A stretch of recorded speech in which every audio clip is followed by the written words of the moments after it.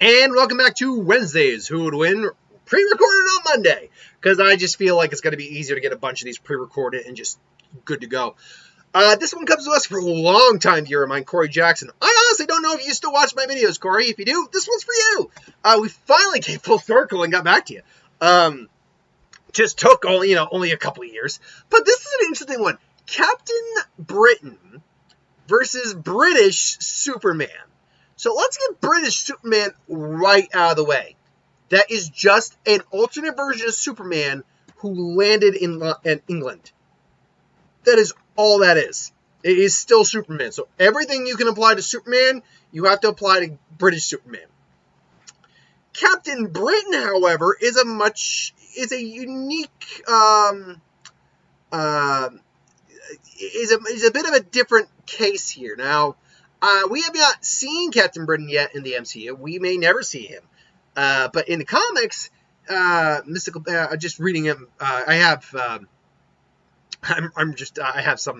his information up. So the long and short of it is this, is that when he was he was run off the road as he fled on a motorbike from the mercenary Reaver.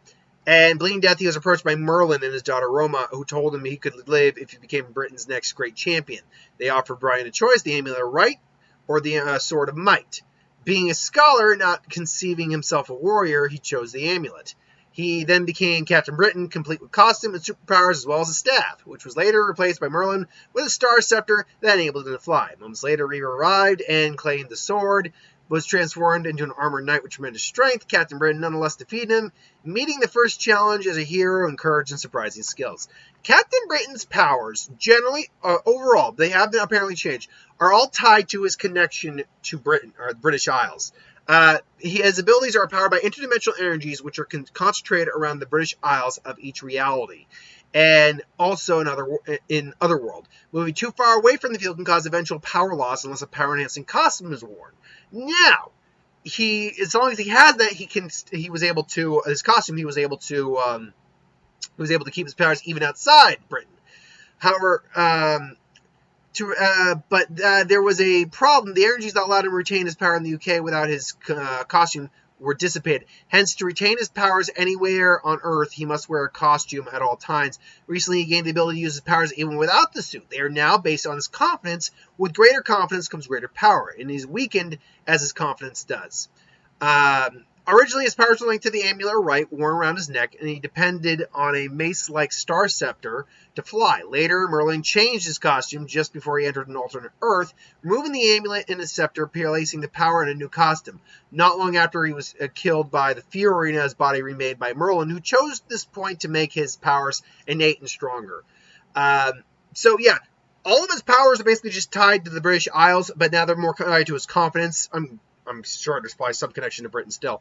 But basically, he has superhuman strength, able to, at his peak, lift around approximately 90 tons, which doesn't put him anywhere near Superman's feet. But at the same time, it doesn't mean he couldn't throw down Superman for a while. Superman stamina, he can just keep going for a good long while, 24 hours at least.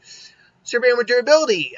Basically, while wearing his costume, his body is surrounded by an invisible force field that renders him highly resistant to physical injury.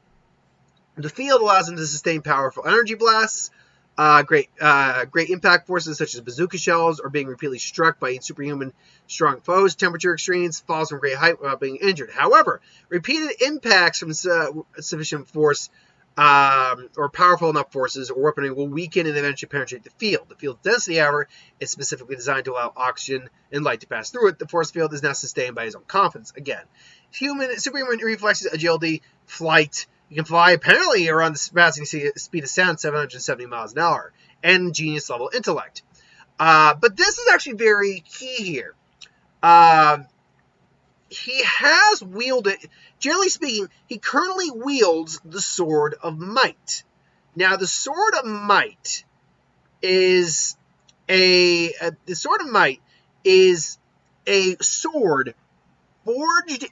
Will you stop freaking doing that? Forged in the fires of creation and tempered by the power of the universe.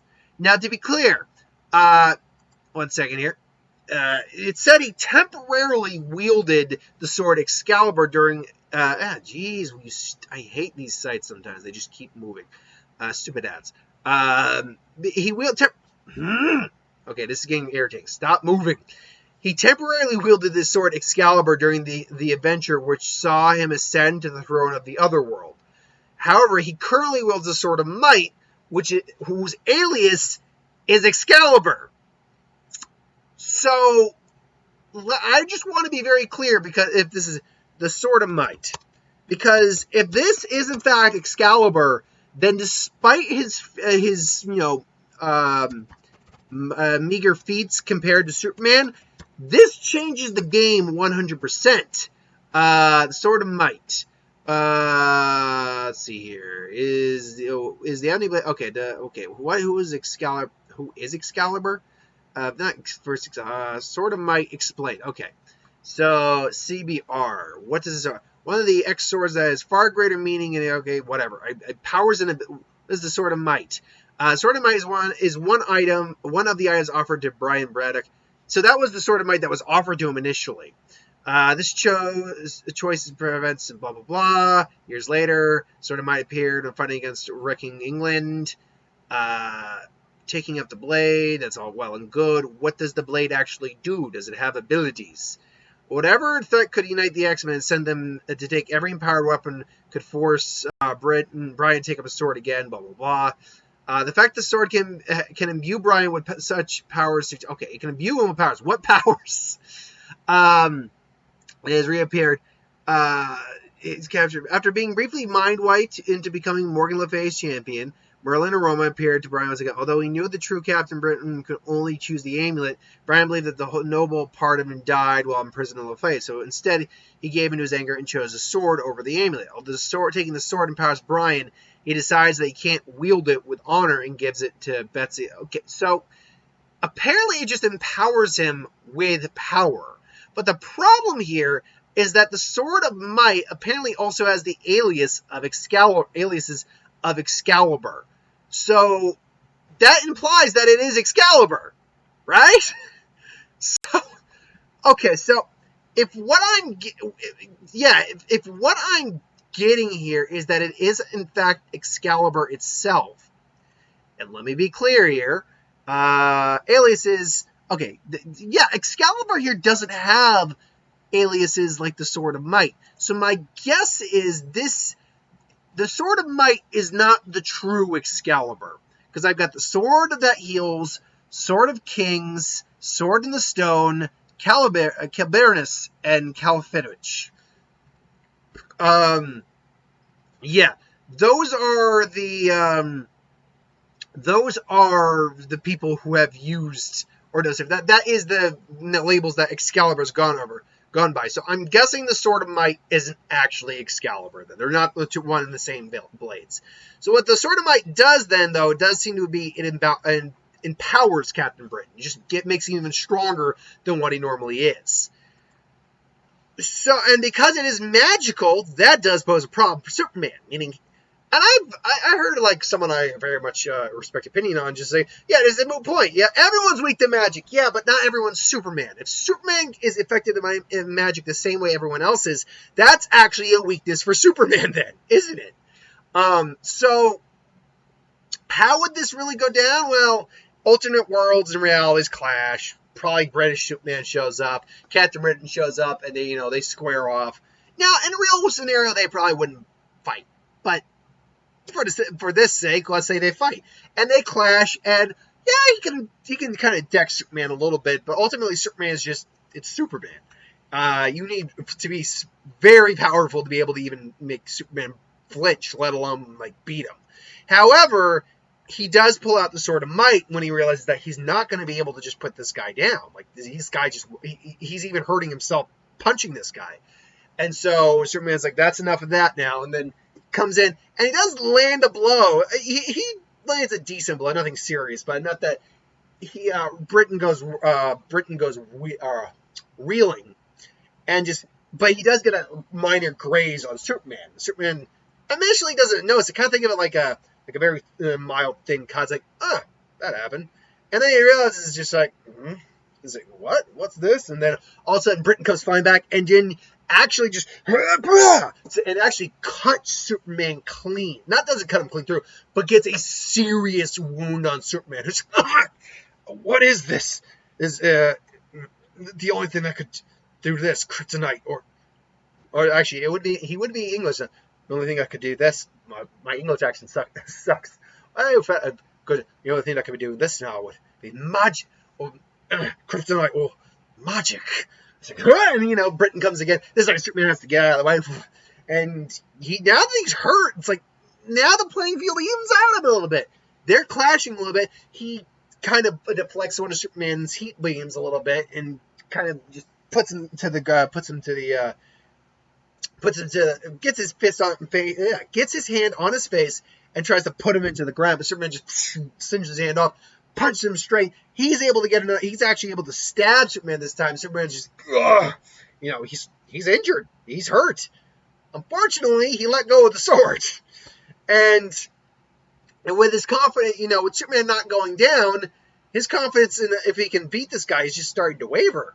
So, Superman finally just takes out the sword. He's got the sword though, and it's like this is enough. And he just throws it down, and just embeds it in the ground, Excalibur style. And Britain tries to go for it, but Superman just boom, just smacks him or knocks him out, and just that's all she wrote. Britain, unfortunately, see, here's the thing: if the Sword of Might was in fact actually Excalibur, I actually would have gone Britain in this fight. Because here's the thing about what Excalibur in Marvel Comics can do. Potency. The sword has the ability to kill anyone, including gods, immortals, and spirits. Healing. The sword has the ability to heal auras. Durability. The sword is virtually indestructible, but there are at least 2 alleged shards in it. Invincibility. When armed with the sword, the user becomes undefeatable. The scabbard also offers invulnerability to the holder, making them incapable of being wounded or receiving injury. And the Excalibur is imbued its user with the ability to sense magic around them. The sword is also, in and of itself, magic. So if this had been the real Excalibur, I'm sorry, British Superman, who is a weaker version of Superman, mind you, would be fucked. He'd be done. But that's not the case.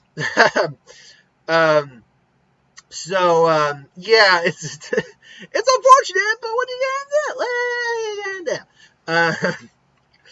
Unfortunately, Captain Britain comes up short because he is still going up against a version of Superman, who even his weakest versions are still pretty damn strong, except for like the very original Superman who couldn't fly and all that, like who could actually get in fist fights with individuals and could actually be overcome. So take that for what that's worth.